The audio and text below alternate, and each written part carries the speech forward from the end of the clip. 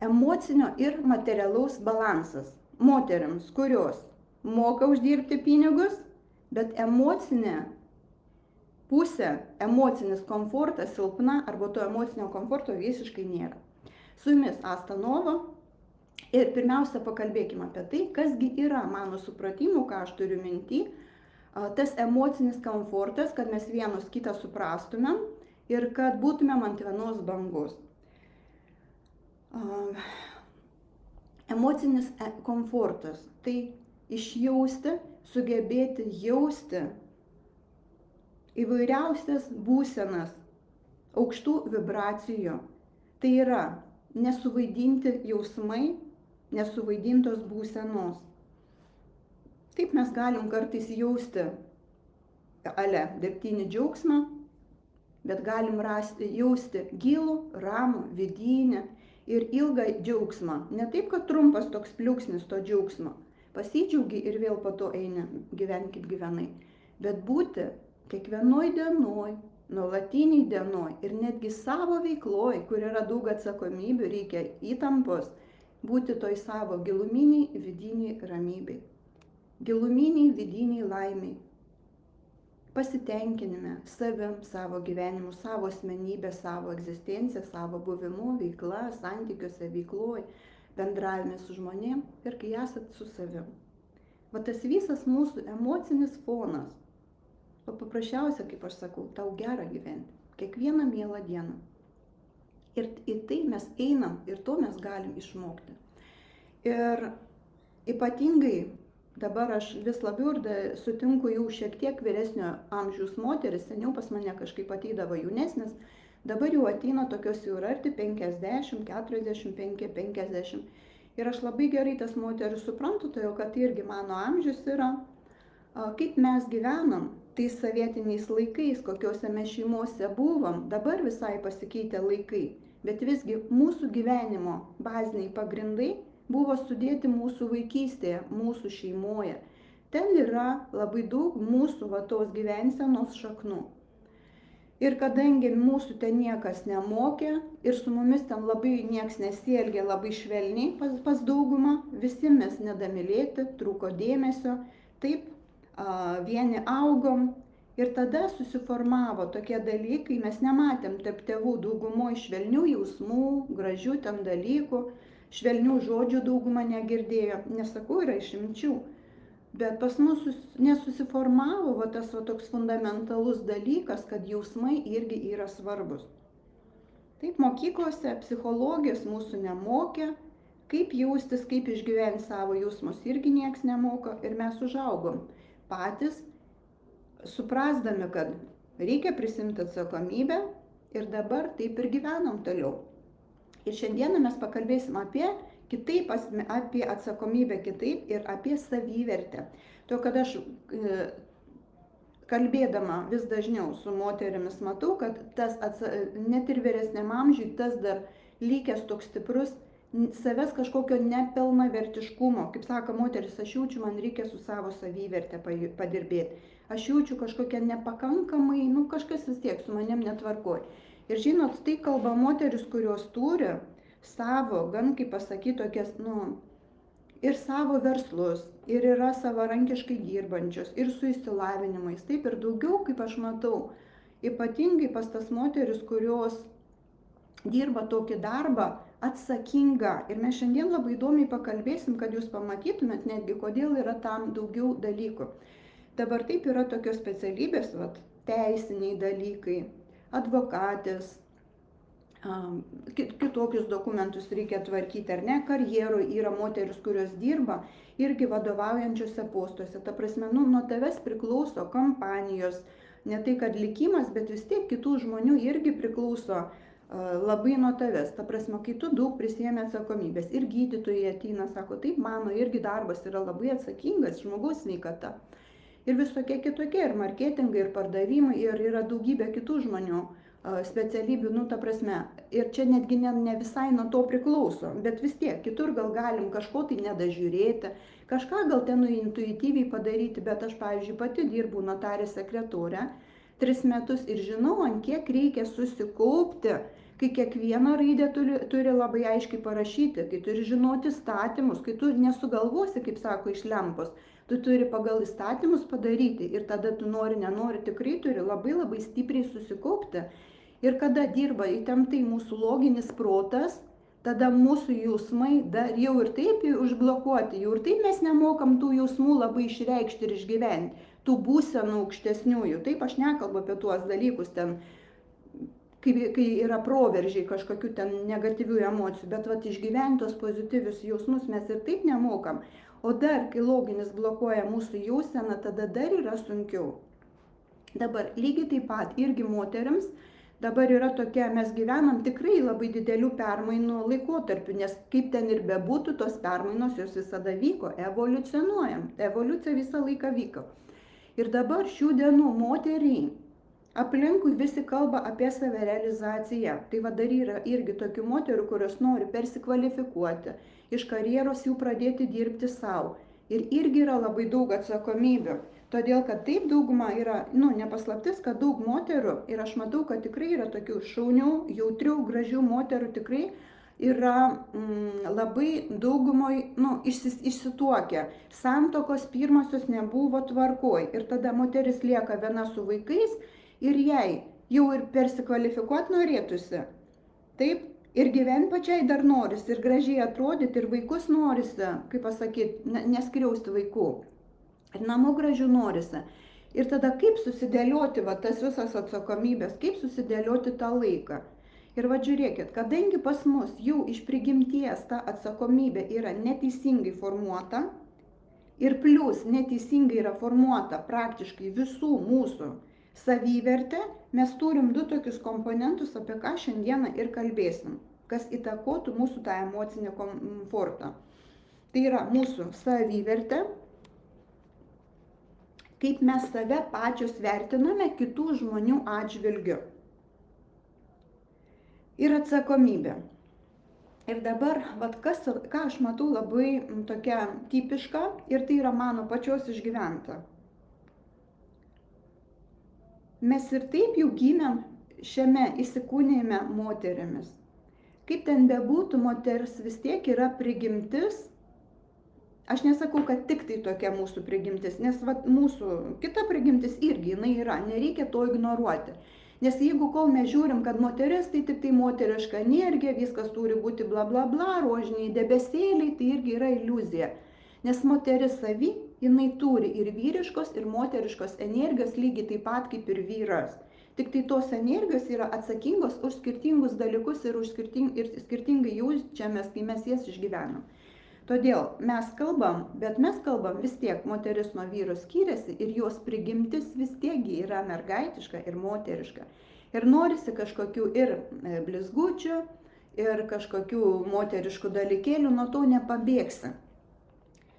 Todėl moters toks jautrumas, jinai tokia yra, galbūt ne visos, taip mes tikrai esam skirtingų tipažų, bet aš kalbu apie save ir apie tas moteris, su kuriuo man dažnai tenka dirbti. Pas mus tas jautrumas, jisai yra prigimtinis. Pas mus yra tokia empatija labai stipri ir galbūt netgi stipresnė negu pas kitus žmonės. Ir tas toksai noras, kad visi būtų aplink mus laimingi. Mes visiems norim padėti, mes norim su visais pasidalinti, mes norėtumėm ten padovanoti kažką gražaus. Taip, mes nebejingos dažnai, kaip šalia kiti žmonės jaučiasi prie mūsų.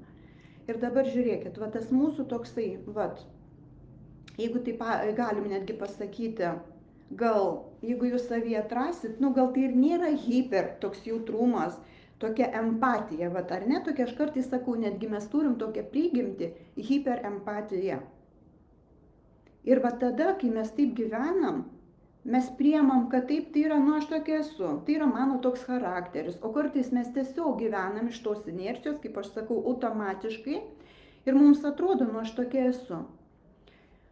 Ir dabar pažiūrėkim, kad tame, kokios mes esam, nieko nėra tame blogo, bet kaip mes, dabar kas pas mus pradeda atsitikti. Žiūrėkit, moteris empatiška, nori aplink visus kitus laimingą matyti, jinai pradeda netgi nesąmoningai galbūt nueiti ir pasirinkti tokias specialybės kaip žmonių padėti. Yra toks žodis pamagatoriai.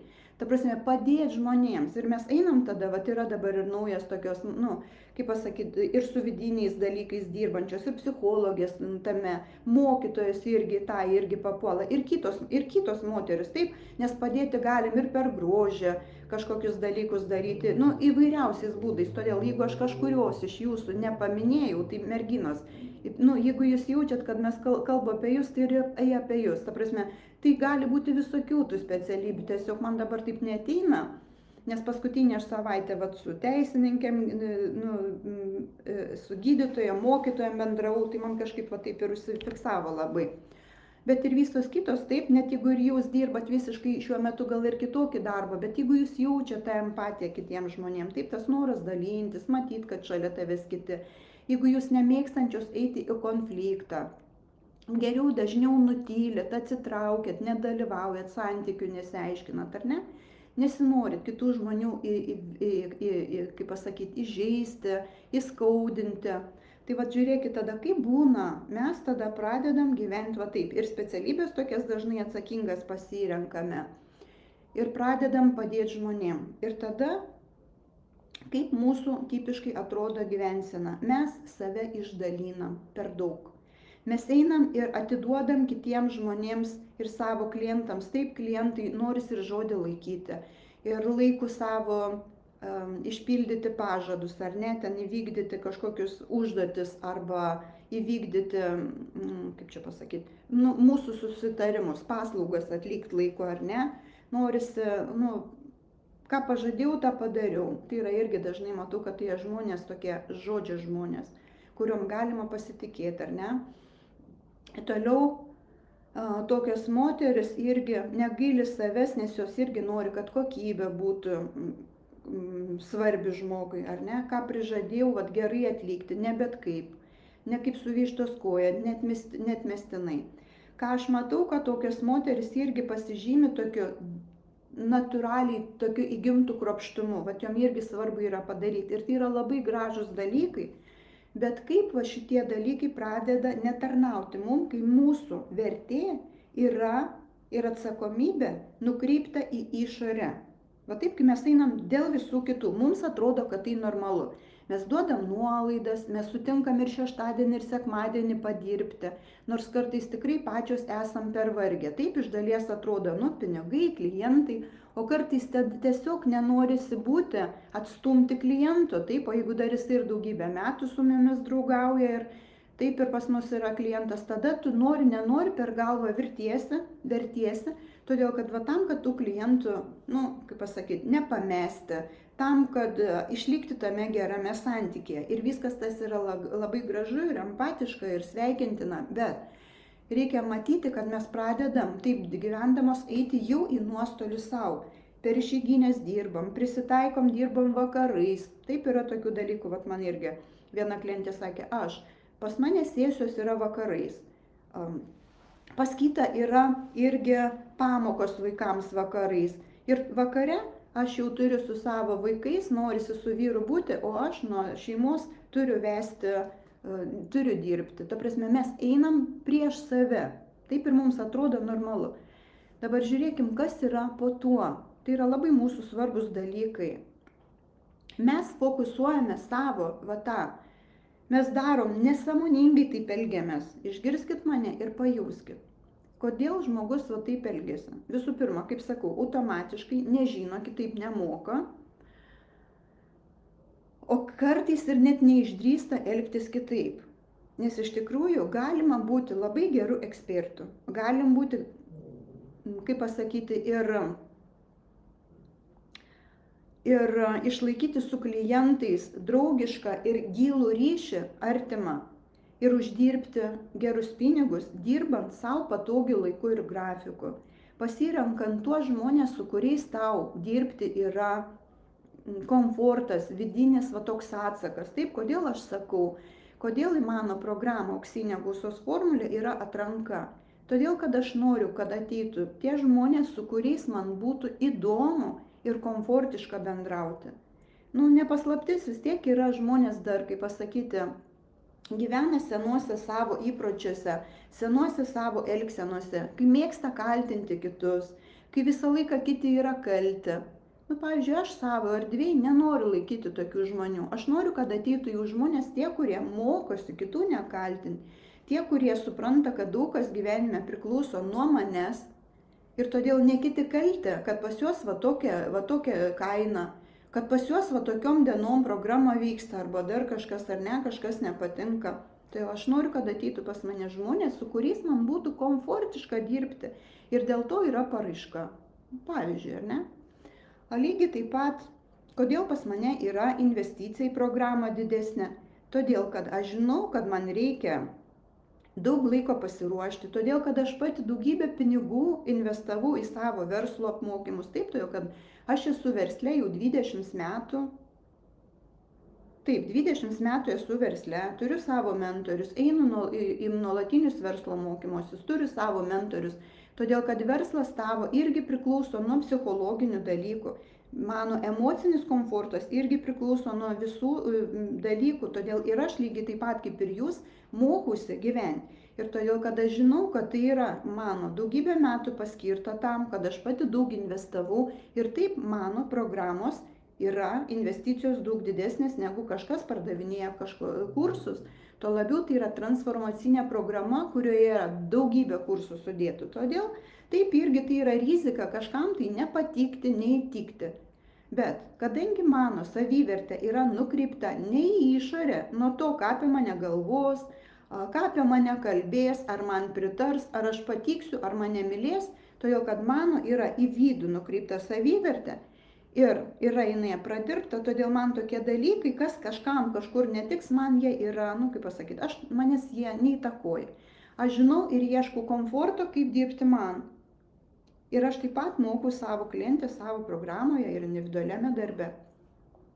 Tai jeigu jūs kartais norite irgi taip išmokti, jeigu jums bet tame yra nesvarbu, kad logiškai faina būtų viską to išmokti, ir paslaugų kainas pakelti, ir laiko savo atrasti, ir dar žmonės pritraukti, taip, ir tada laikyti tą savo darbinę erdvę švarę, laikyti tą komfortą jau net ir per darbą, per savo veiklą, bet net jeigu ir daugelis moterų supranta, kad tai būtų gerai, bet viduj jos vis tiek niekada neišdris. Ir pakalbėkim, kodėl. Mes turim, aš jau minėjau apie tai, bet tai ir dar kartą paklausysiu, to labiau nauji žmonės, to labiau mes ne viską fiksuojam, nes daugelį, ką aš kalbu, yra nauja. Yra savivertė orientuota į savo vidų. Kai tu pats moki vertinti save ir save palaikyti bet kokioj situacijai.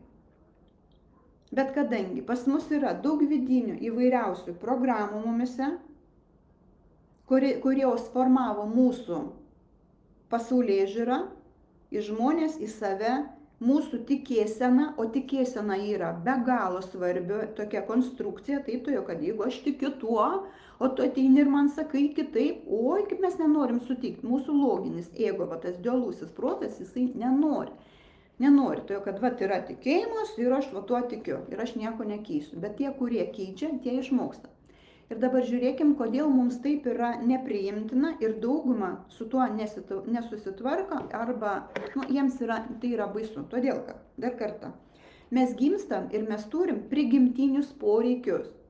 Ir yra tokie poreikiai, jų yra aišku daugiau, bet šiandieną, kad neįsiplėsti labai, sekmadienis, mes kalbėsim apie tokių keletą, ypatingai toms moteriams, svarbių poreikių. Savo vertės išjautimas ir dar yra labai stiprus reikalingumas. Ir dar yra ir saugumas, savaime supranta, bazinis toks fundamentalus poreikis. Ir dabar žiūrėkit, kaip jie susidėlioja.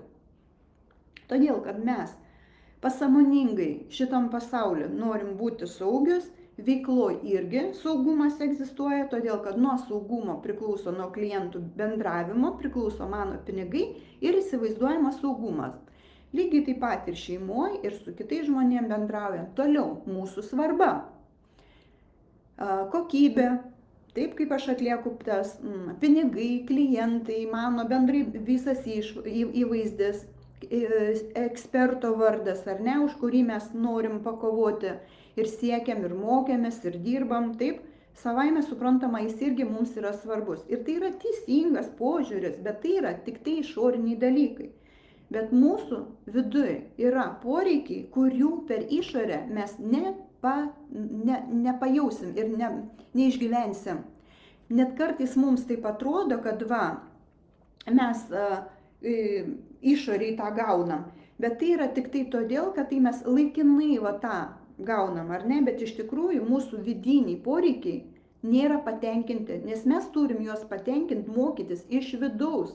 Taip ir dėl to dauguma moterų dabar jau supranta, kad išoriškai mes tikėjomės kažkada laimės, savo to vertumo, savo vidinės ramybės, taip mes tikėjomės, kai eisim į veiklą, kai diplomą gausim, kai ištekėsim, vaikus pagimdysim, namus susikursim, ar ne, ten keliausim, svajonės įgyvendinsim, bet mes matom, kad pas mus vidinis fonas nėra toks, ką mes turim išorėje, todėl išorė labai mažai mūsų vidinį tą foną, emocinį komfortą įtakoja.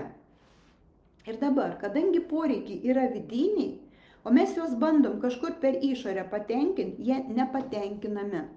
Ir tol, kol mes neišmoksim viduj jau savo vertės, viduj jaus to savo to saugumą, kol nesimokysim jausti reikalingą pati savo ir viską tik tai per klientus, per pinigus, per savo veiklą ir pripažinimą bandysim gauti, mes to emocinio tikrojo, bet tų tikrųjų jausmų, būsenų, išgyvenimų mes niekada nejausim. Ir žiūrėkit, kas yra dar kokia medalio pusė. Dauguma moterų, kai tai pradeda gyventi, lieka vidinė emocinė tuštuma. To, kad ne tokiu principu veikia gyvenimas. Mums pačioms reikia išmokyti tą vidinę tuštumą pripildyti. O kol mes einam ir visą savo laiką, atsakomybę į viską išorę nukreipiam, tada gaunasi tas vidinis diskomfortas, nepasitenkinimas, tada ir energijos pradeda trūkti, taip, todėl kad trūksta laimės, trūksta džiaugsmo, trūksta vidinės tos ramybės, tos palaimos, to laiko atsipalaidavimo, jo trūksta. Ir su metais vis labiau ir labiau didėja dar nepasitenkinimas. Ir mes tada užsisukam toj karuselėj. O kai mes pareinam, po tų prisėmė įvairiausių atsakomybių, taip, jeigu mes norim ten gauti pripažinimą, būti visoms fainios, patogios ar ne, geros specialistės, kad apie mus išoriškai visi kalbėtų, mumis žinotų, vardą savo laikyti. Tada nori, nenori, reikia stengtis iš paskutiniųjų, padaryti gal daug dalykų, kurių nereikia, o dar mesgi griebiam darbe, veikloj, prisimti už visus kitus atsakomybę, taip kaip dažnai iš moterų girdžiu. Aš nesuprantu, kodėl prie manęs ateina tokie silpni žmonės. Kartais tokius paprastus dalykus reikia padaryti, tupai nesupranta ir man reikia viską eiti ir daryti. Ir aš suprantu, kad aš turėčiau kitais dalykais susimti. Taip, kad yra verslo projektas, galim naujų dalykų, bet aš neturiu laiko tam, nes aš taip darau. Tai yra pasekmė, kad mes pačios nesąmoningai tą išorinę atsakomybę griebiam. tą išorinę atsakomybę išorinę griebiam, taip, nes mes įsivaizduojam, kad mes taip gausim tuos vidinius dalykus. Tai va, mes įpratę automatiškai tą atsakomybę griebti išorėje, tada savaime suprantame, taip, kad tai yra tokia elgesio, tipas toksai. Tada mes tą patį darom ir namuose, skalbiam, visus kampus galbūt laikom, gaminam, visko rūpinamės, į visokių ten visko dargi noris ir visus gražiai pamalonint, šventės ar ne. Dažnai moteris, kaip sakyti, jau pervargę, kepa, daro viską, atrodo, nugi faina, visi pasidžiaugsim, pabūsim, bus gražu. Ir taip viskas yra gerai, bet jeigu tu jau tampi barbę devintdarbę, kaip moteris sako, aš jau jaučiuosi motina Tereza, o dar mamoms sesėm reikia, o dar draugiam dar išklausyk žodžių. Gyventi savo nebėra laiko kada.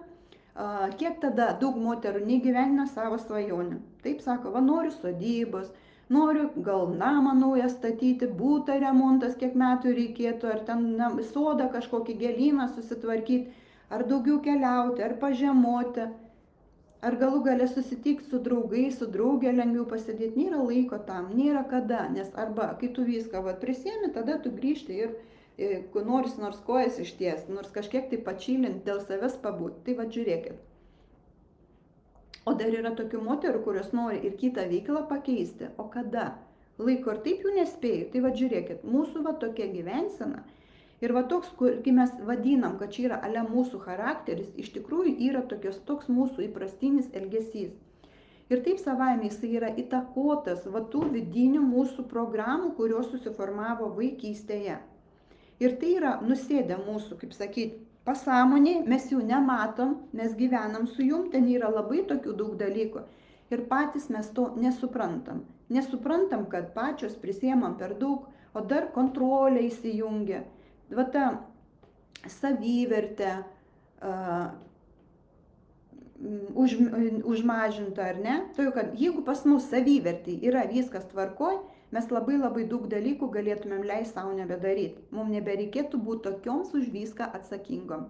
Tiesiog pajauskit tai ir pamatykit gal, ir kai savo pripažinat. O kodėl mes to bijom? Taip, todėl, kad mes bijom pasąmoningai, net jeigu mums ir atrodo, aš nieko nebijau, bet viduj mums yra nedrąsu, kad klientai išeis, kad prarasim savo pripažinimą, kad prarasim, nesijausim reikalingos, o tada ir liksim vienišos, ta prasme, o kas giliau einant. To, kad dar yra vienas labai svarbus poreikis, meilės poreikis, būti mylimam. Mylimam klientų, mylimam vaikų, šeimoj, poroj, draugam, žmonėms, taip. Ir tada mes pradedam tą meilę užsitarnauti. Būdamos visos patogios per va tokią grandinėlę, atsakomybės prisėmimas ir va tos išversta ta savivertė, kuri yra, kaip aš sakau, išverstos savivertės mechanizmas, reikia iš savy kitaip tvarkyti tą, o ne visiems būti gera ir patogia. Ir taip ir aš seniau irgi taip gyvenau, buvau labai gera, buvau visiems patogia, bet po to supratau, kad va taip gyvendama su va tokio elgsena, aš pastatau save kažkur toliai paskutinę vietą. Aš išdalinu save visiems, išdalinu labai dažnai netgi netokiems svarbiems ir reikalingiems dalykams, tada nebelieka laiko savo gyvenimui, savo gyvenimo svajonėms įgyvendinti, tada nebelieka resurso, jėgų, nes tu ne ten eini. Nes iš tikrųjų mes visos turim tą vidinį potencialą. Ir tos moteris, aš žinau, kad jos yra tikrai apdovanotos ir tokiu kognityviniu protu. Ir tokia logika, greitai suvokia, sugeba suprasti. Ta prasme, jos tikrai galėtų. Bet reikia daryti šiek tiek korekcijos savo va toj gyvensenai. Pamatyti, iš kurgi, iš kokių šaknų dygsta va tas viskas, va tai, kas mano gyvenime dėliojasi. Ir žinot ką, tai yra labai tipiška. Ir daug moterų taip gyvena. Tikrai viską galim visiškai kitaip pertvarkyti. Ir dabar dar vienas irgi toksai svarbus dalykas, nors aš šiandieną neplanavau, bet va dabar taip eina, tai ir pasakysiu, žiūrėkit. Ir lygiai tą patį mes perkeliam irgi norą daugiau ar mažiau, nesakau, pas kitas gal tikrai jau yra su tuo susitvarkyta, gal to ir stipriai nebėra, bet vis tiek kažkur mes pradedam galbūt santykiuose prisitaikyti. Dėl vaikų, vaikai jau saugio, mamos dar lekia iš paskos, kartais per daug, to vaikai mokosi, reikia ten pinigus išlaikyti ir visą kitą savarankiškumo mažai irgi galbūt vaikam paliekam, todėl kad mes norim būti reikalingos, svarbios, empatiškos, bet už to yra kiti gilesni dalykai. Ir ką aš matau, kad moteris ilgainiui tampa pačios jaustis giliai, nėra tos giluminės laimės, viskas išoriškai aš turiu. Betgi jaučiu, kad dar galėtų būti kažkas dar geriau. Jaučiu, kad yra kažkokia vidinė tuštuma, kažkoks prarastas kontaktas galbūt su savim. Kitos iš vis sako, aš jaučiu, kad tas mano gyvenimas toksai likti ir galėtum visko džiaugtis ir kiti sakytų, ko tau trūksta. O man kažko trūksta, todėl kad taip merginos trūksta viduje. Todėl kad kai mes pradedam nukreipti viską į išorę, mes neberandam, mes neduodam to viduje. Ten lieka tokia tuštuma. Ir va dėl to ir yra tas vidinis emocinis diskomfortas. Ir būtent tas komfortas tada darbas to neužpildys, klientai neužpildys. Tai yra tik tai labai maža dalis, ką mes gaunam per išorę. Ir todėl šiais laikais vis labiau svarbu. Ir tai yra netgi ne pasirinkimas, gal taip ir negyventi. Bet jau pats gyvenimas diktuoja, todėl kad šių laikų moteris ta kuri yra išmintinga, ta, kuri yra atsakinga. Jai yra reikalinga ir atsakomybė ne tik tai už išorinius dalykus, bet už savo laimę. Ir dauguma moterų to dar nesupranta. Ir kol jos nesupranta, kad aš už savo laimę esu atsakinga, o laimė tai kas? Laimė tai jausena. Aišku, reikia ir materialių dalykų, bet visgi tai yra giluminės laisvės, nes dabar irgi vienas dalykas dar yra. Laimė irgi yra išorinė, kada tu viską matai ir taip tu turi. Taip, yra ten šeima, vaikai, sveiki tėvai, taip ir aš jaučiuosi laiminga. Bet tai yra tik tai išoriniai dalykai, loginiai. Bet vat jaustis laiminga, giliai vidui. Vat kai pas tave viskas susidėlioja, vat kai yra ta vidinė šiluma, taika, ta giluminė vidinė savęs išgyvenimu, vat aš didžiuojuosi savim, man gera savim, tai pas mane nėra to menkavertiškumo jausmo, kad su manim kažkas ne taip, kad aš kažko nedadarau, kažko man trūksta, aš nepakankamai gera. Su tokiu jausmu yra labai negera gyventi, aš nepakankamai save realizuoju. Man galbūt kai kuriuom skaudu, kad yra dar tiek daug dalykų neįgyvendintų, aš nežinau kaip, nes kai aš gyvenu, vat nejaučiu tos vidinės laimės, pas mane, vat tas džiaugsmas blėsta. Ir aš dažnai pradedu nebematyti prasmės, nebematyti noro. Tai vat, kai mes išmokstam tvarkyti per savo vidų, taip mes darom tą programą auksinė gausos formulė. Kai moteris atranda savo tas programas, savo tą elgesį, jo vat kai jinai išorį ieško per daug tos pripažinimo, to savo vertės, kai jinai per daug prisiema atsakomybę ir netgi kontroliuoja visus išorėje, jinai išmoksta duoti viską savo iš vidaus. Kai jinai pradeda tą mokosi daryti, jinai eina į gilesnį tokį kontaktą su savim, su savo tą moterišką prigimtim ir išmintim.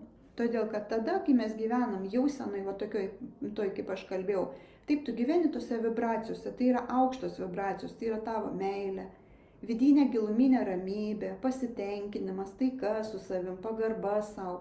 Tas jausmas su manim viskas gerai, aš pati savim didžiuoju, savo gyvenimu, ką aš kuriu. Kuo tu daugiau į tą eini, tuo daugiau tu eini į kontaktą su savim, į savo tą moterišką prigimtį, intuiciją. Ir tada tavo tas gyvenimas dar prisipildo įvairiom gražiom, ne tik emocijom, bet ir dalykais, kurie tavo materialiame plane pradeda irgi daugėti.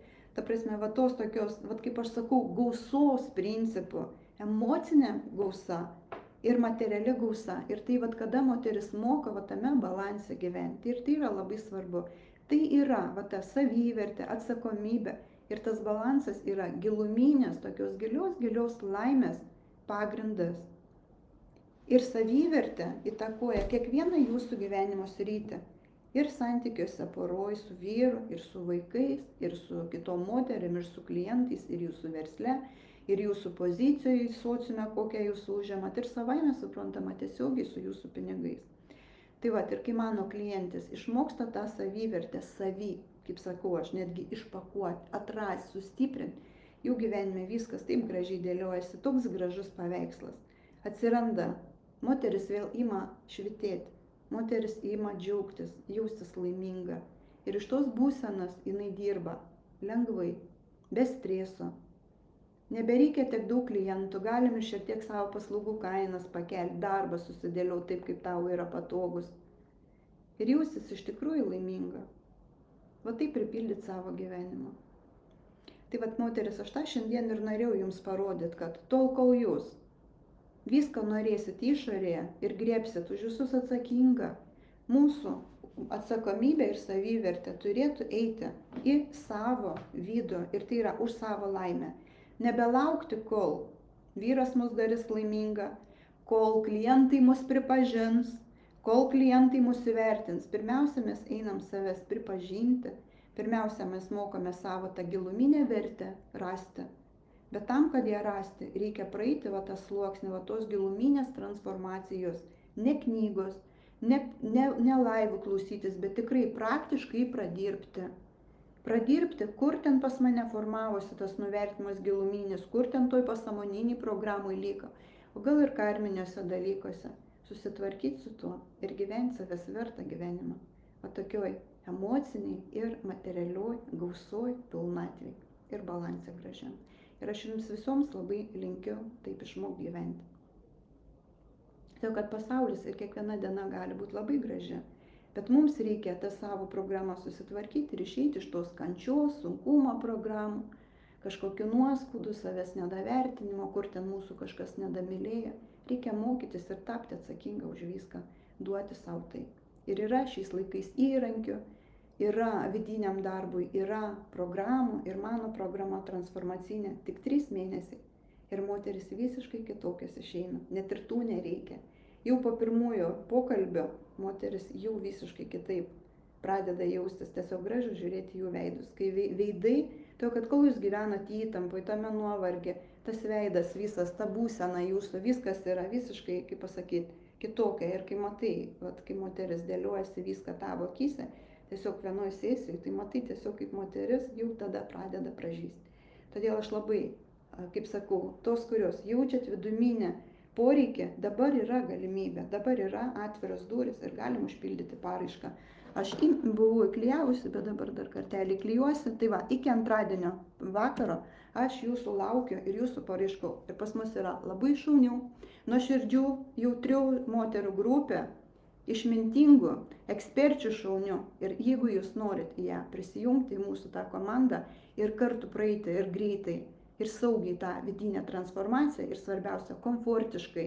Aš labai kartais iš moterų girdžiu, oi, transformacija yra, kaip pasakyti, sudėtinga. Aš galiu pasakyti, pas mus transformacija yra įdomi. Ir aš kviečiu, jeigu kažkam iš jūsų reikia ir dabar svarbu, prisijungti. Aha, taip pačiai nėra lengva, Giedre, todėl kad pats į pasąmonę neįeisi. Todėl reikia iš pradžių, bent jau pradžią padaryti, eiti pas giluminius specialistus, kurie giluminių jums padės. Parapsichologija, giluminė psichologija, nepaprasta psichologija. Taip tai yra, kad tai yra sielos lygmuo, pasąmonė ir pradėti jų pasimti. Ir to labiau reikia tam, kad su tuo dirbti, reikia įrankių. Tai va tos, kurios pas mane ateina į programą, tos pasiema ir įrankius. Todėl, kaip sakau, gyvenimas duoda galimybę, galim dar ten 10 metų pačiom dirbti, bet galim ateiti ir per 3 mėnesius labai daug ką pakeisti. Gerai, iki.